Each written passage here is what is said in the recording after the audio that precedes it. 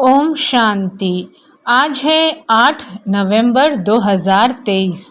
प्रातः मुरली बाप दादा मधुबन। मीठे बच्चे, देह सहित यह सब कुछ खत्म होने वाला है, इसलिए तुम्हें पुरानी दुनिया के समाचार सुनने की दरकार नहीं।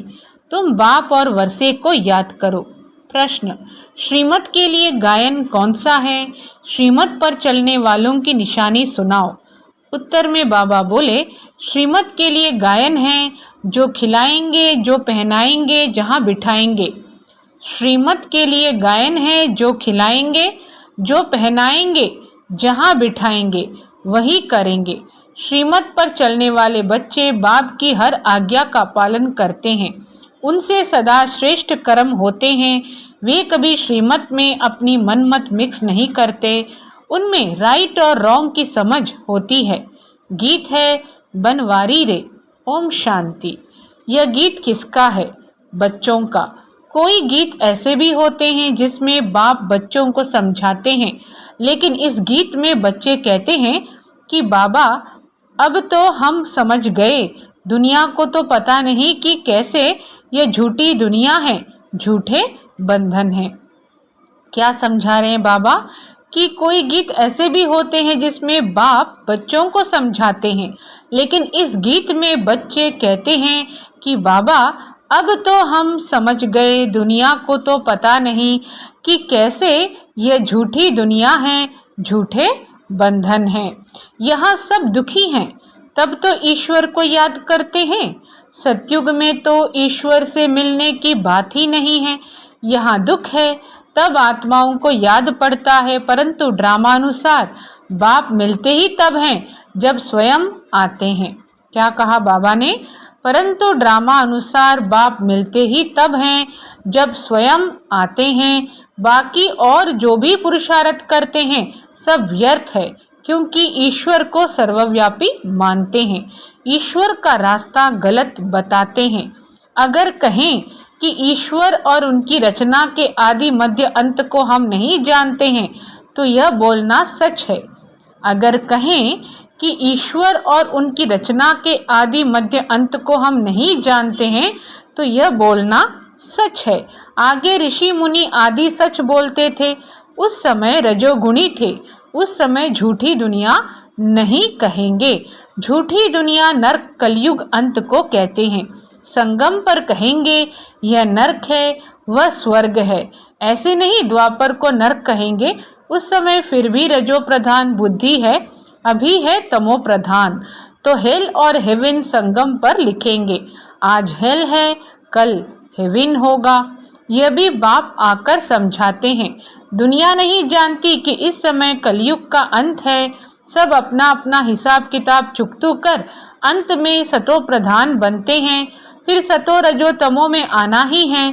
जिनका 1-2 जन्म का पाठ है, वह भी सतो रजो तमो में आते हैं। उन्हों का पाठ ही थोड़ा है, इसमें बड़ी समझ चाहिए।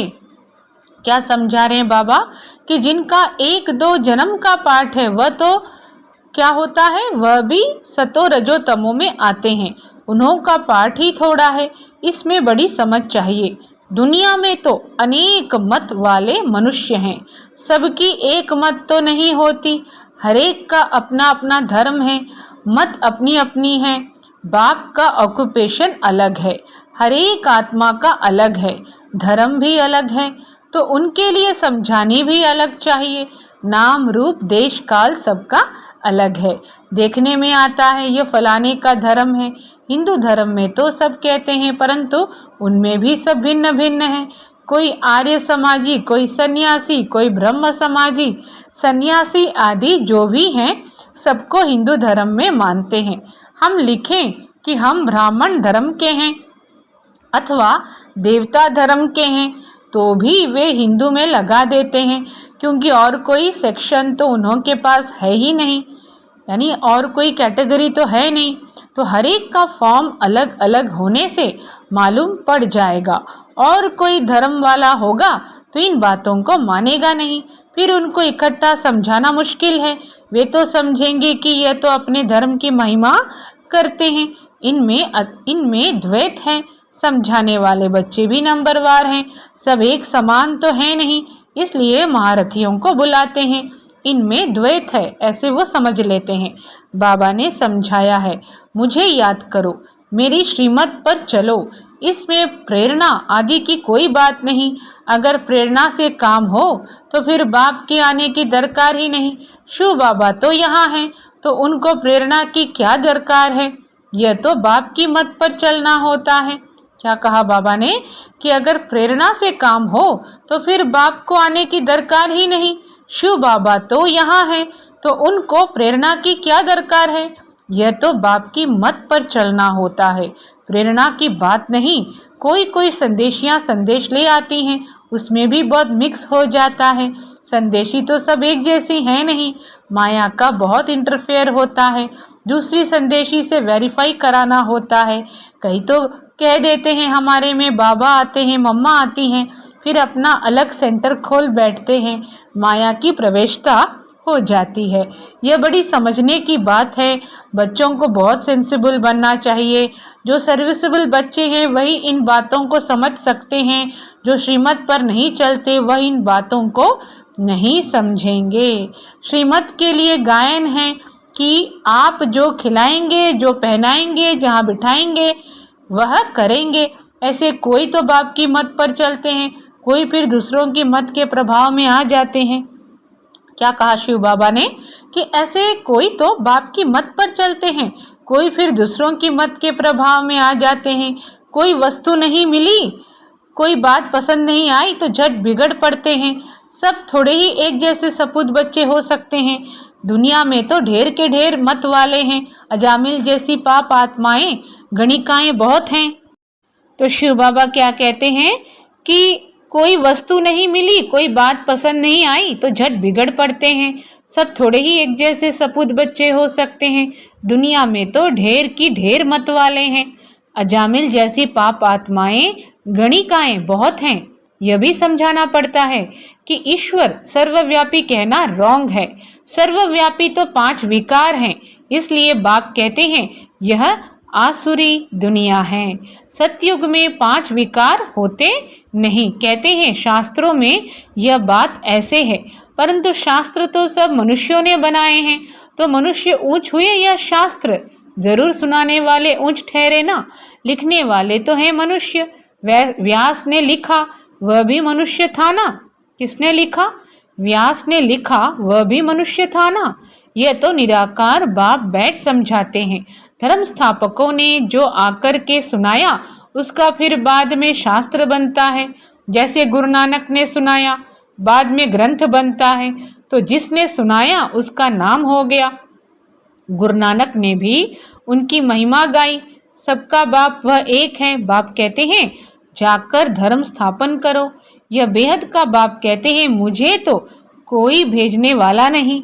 शिव बाबा खुद बैठ समझाते हैं, वह है मैसेज ले आने वाले। मुझे कोई भेजने वाला नहीं। मुझे मैसेंजर व पैगंबर नहीं कहेंगे। मुझे मैसेंजर व पैगंबर नहीं कहेंगे। मैं तो आता हूँ बच्चों को सुख शांति देने। मुझे कोई ने कहा नहीं। मैं तो खुद मालिक हूँ। मालिक को भी मानने वाले होते हैं, परंतु उनसे पूछना चाहिए कि तुमने मालिक का अर्थ समझा है। मालिक को भी मानने वाले होते हैं, परंतु उनसे पूछना चाहिए कि तुमने मालिक का अर्थ समझा है। वह मालिक है, हम उनके बच्चे हैं, तो ज़रूर वर्षा मिलना चाहिए। बच्चे कहते हैं हमारा बाबा, तो बाप के धन के तुम मालिक हो। मेरा बाबा बच्चे ही कहेंगे, मेरा बाबा तो फिर बाबा का धन भी मेरा।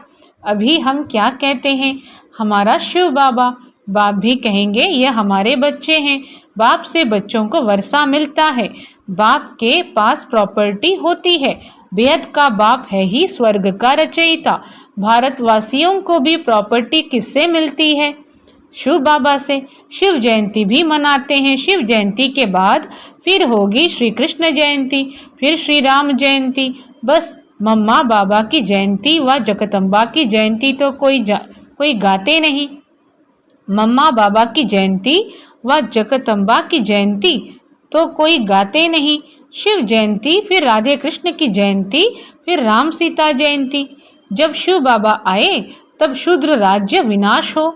जब शिव बाबा आए तब क्या विनाश हो? तब शूद्र राज्य विनाश हो। यह राज भी कोई समझते नहीं। बाप बैठ समझाते हैं, वह आते हैं जरूर। बाप को क्यों बुलाते हैं? श्री कृष्णपुरी स्थापन करने। तुम जानते हो शिव जयंती बरोबर होती है। शिव बाबा नॉलेज दे रहे हैं। आदि सनातन देवी देवता धर्म की स्थापना हो रही है। शिव जयंती है बड़े ते बड़ी जयंती। फिर है ब्रह्मा विष्णु शंकर। अब प्रजापिता ब्रह्मा तो मनुष्य सृष्टि में है। फिर रचना में मुख्य है लक्ष्मी नारायण। तो शिव है माता पिता, फिर माता पिता ब्रह्मा और जगदम्बा भी आ जाते हैं। यह समझने और धारण करने की बातें हैं। पहले पहले समझाना है। बाप परमपिता परमात्मा आते हैं पतितों को पावन बनाने। वह नाम रूप से न्यारा हो तो उनकी जयंती कैसे हो सकती है? गॉड को फादर कहा जाता है। फादर को तो सब मानते हैं। निराकार है ही आत्मा और परमात्मा। आत्माओं को साकार शरीर मिलता है। यह बड़ी समझने की बातें हैं। जो कुछ भी शास्त्र आदि नहीं पढ़ा हुआ हो तो उसके लिए और ही सहज है। आत्माओं का बाप वह परमपिता परमात्मा स्वर्ग की स्थापना करने वाला है। स्वर्ग में होती है राजाई तो जरूर उनको संगम पर आना पड़े। आत्माओं का बाप वह परमपिता परमात्मा स्वर्ग की स्थापना करने वाला है। स्वर्ग में होती है राजाई तो जरूर उनको संगम पर आना पड़े। संगम में तो आ न सके। वह प्रारब्ध 21 जन्मों का वर्षा संगम पर ही मिलता है। यह संगम युग है ब्राह्मणों का। ब्राह्मण है चोटी। फिर है देवताओं का युग। हर एक युग 1250 वर्ष का है। अभी 3 धर्म स्थापन होते हैं, ब्राह्मण देवता क्षत्रिय। अभी कौन से धर्म स्थापन होते हैं? 3 धर्म, ब्राह्मण देवता क्षत्रिय। क्योंकि फिर आधा कल्प कोई धर्म नहीं होता। सूर्यवंशी चंद्रवंशी पूज्य थे, फिर पुजारी बन जाते हैं। वह ब्राह्मण तो किस्म किस्म के होते हैं। अभी तुम अच्छे कर्म कर रहे हो जो फिर सतयुग में प्रारब्ध पाओगे। बाप अच्छे कर्म सिखलाते हैं। तुम जानते हो हम श्रीमत पर जैसे कर्म करेंगे औरों को आप समान बनाएंगे तो उसकी प्रारब्ध मिलेगी। अभी सारी राजधानी स्थापन होती है। आदि सनातन देवी देवता धर्म की राजधानी होती है। यह है प्रजा का प्रजा पर राज्य। पंचायती राज्य अनेक पंच हैं, नहीं तो 5 पंच होते हैं। यहाँ तो सब पंच ही पंच हैं। सो भी आज है कल नहीं। आज मिनिस्टर है कल उनको उतार देते हैं। एग्रीमेंट कर फिर कैंसिल कर देते हैं। यह है अल्पकाल का क्षणभंगुर राज्य। तो बाबा आज की मुरली में जो कॉन्टेम्पररी एग्जाम्पल्स हैं, दुनियावी एग्जाम्पल, वो बता रहे हैं कि यह तो सब पंच ही पंच है। सो भी आज है कल नहीं।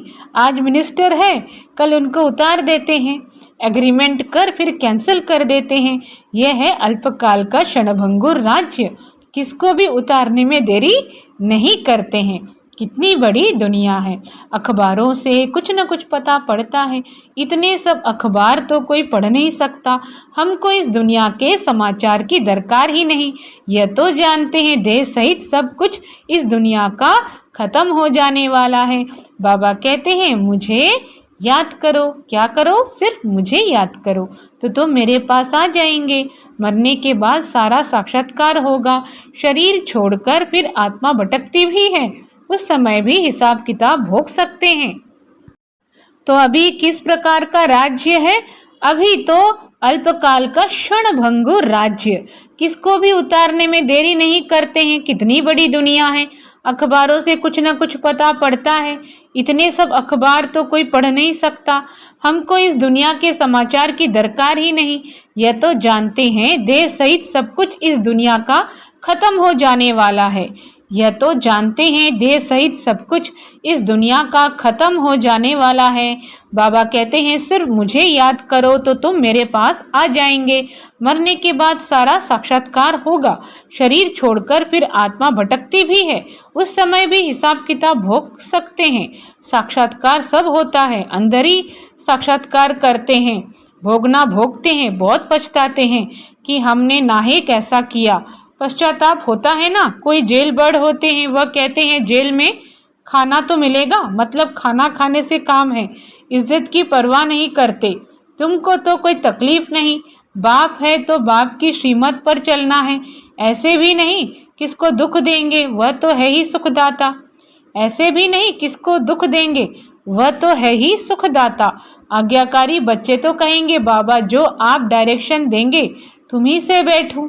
ये शिव बाबा के लिए गाया हुआ है। भागीरथ अथवा नंदीगण भी मशहूर है। लिखा हुआ है ना, माताओं के लिए क्या कहते हैं कि माताओं के सिर पर कलश रखा है। क्या रखा है? कलश रखा है। तो वह फिर गौ दिखाते हैं, क्या क्या बातें बना दी हैं। इस समय में कोई एवर हेल्दी हो नहीं सकता।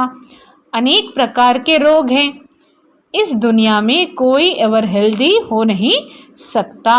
अनेक प्रकार के रोग हैं, वहाँ कोई रोग नहीं है। न कभी अकाले मृत्यु होती है, समय पर साक्षात्कार होता है।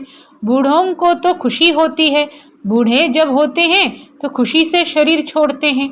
साक्षात्कार होता है कि हम जाकर बच्चा बनूंगा।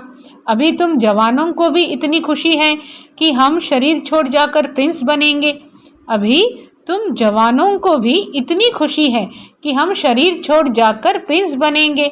बच्चे हो व जवान हो, मरना तो सबको है ना, तो सबको ये नशा रहना चाहिए। क्या कह रहे हैं बाबा कि बच्चे हो व जवान हो, मरना तो सबको है ना, तो सबको ये नशा रहना चाहिए कि हम जाकर प्रिंस बनेंगे।